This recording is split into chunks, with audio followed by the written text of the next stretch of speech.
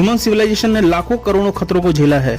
जिंदा रहने के लिए युद्ध हर स्तर पर लड़ा गया है, चाहे दो सेनाओं के बीच हो या लड़ाई किसी एपिडेमिक या पैंडेमिक से हो, यानी महामारी से हो।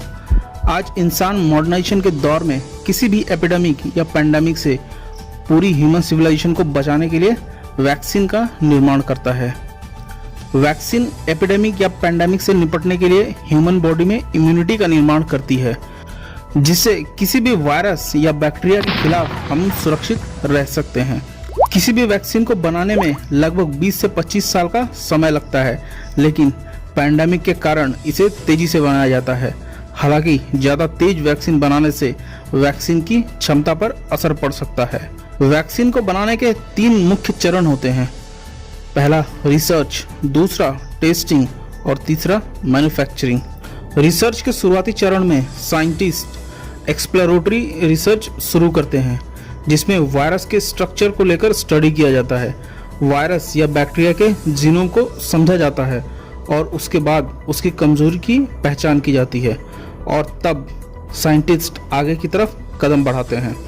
वायरस या बैक्टीरिया के सबसे कमजोर सैंपल का इस्तेमाल किया जाता है और उसी से वैक्सीन का निर्माण होता है। लेबोरेटरी में अलग अलग मापदंड और सेफ्टी इशू पर भी ध्यान दिया जाता है और वैक्सीन को परखा जाता है।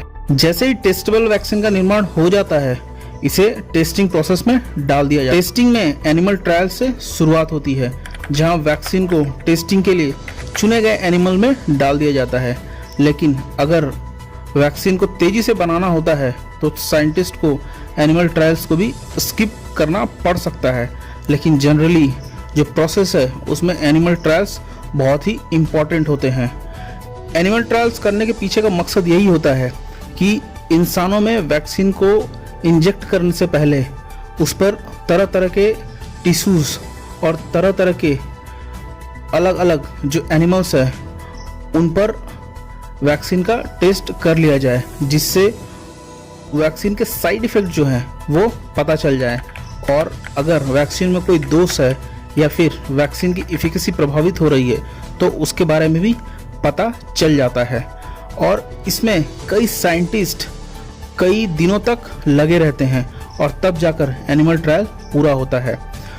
एनिमल ट्रायल के पूरा होने के बाद अब दूसरा दौर आता है और वो होता है ह्यूमन ट्रायल्स का।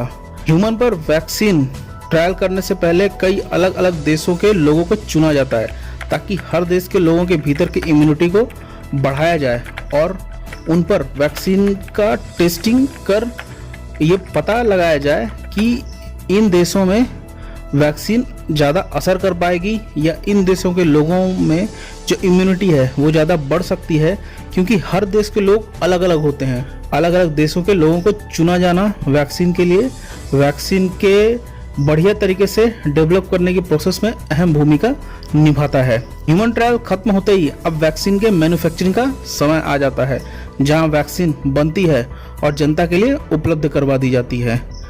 लेकिन इस पूरे प्रोसेस में नॉर्मल सर्कमस्टेंसेस में 15 से 20 साल या 20 से 25 साल भी लग सकते हैं।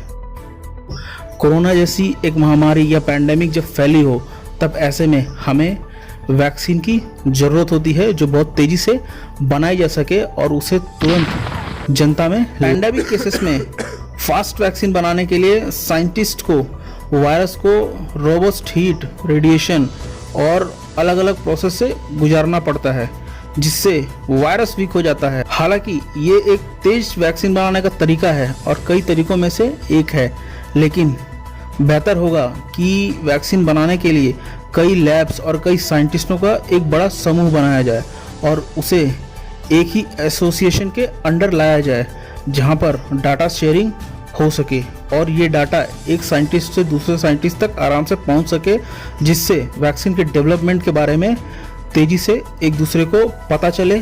और जैसे जैसे साइंटिस्ट को डाटा मिलता रहेगा, साइंटिस्ट आगे की प्रोसेस आगे बढ़ाते रहेंगे।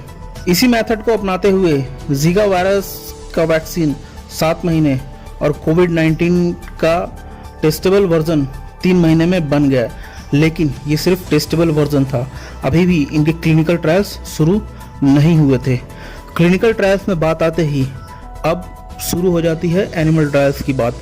लेकिन इस बार पैंडेमिक को ध्यान में रखते हुए एनिमल ट्रायल्स को कई जगहों पर स्किप कर दिया गया है और अब तेजी से कार्य चल रहा है ह्यूमन ट्रायल्स के ऊपर। सीधे इंसानों पर वैक्सीन को अप्लाई किया जा रहा है और इस प्रोसेस के थ्रू से ये पता लगाया जाएगा कि इंसान कितनी जल्द इम्यूनिटी तैयार कर लेते हैं।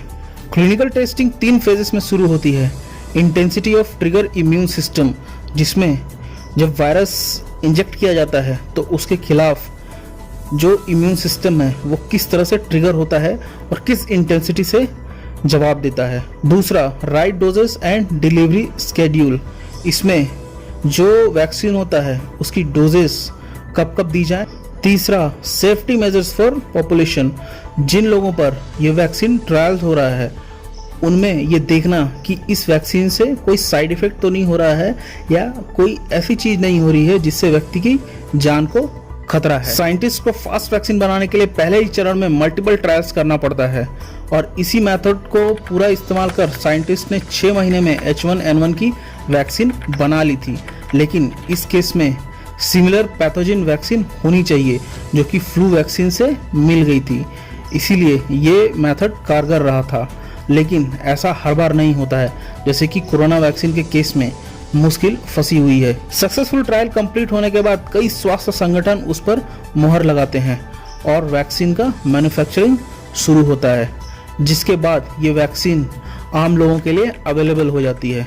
तो ये था जवाब कि कैसे बहुत तेज़ी से वैक्सीन के ऊपर काम कर भी कितने समय में हम वैक्सीन का निर्माण कर सकते हैं। बाकी ऐसे ही वीडियोस के लिए चैनल को लाइक कीजिए, सब्सक्राइब कीजिए।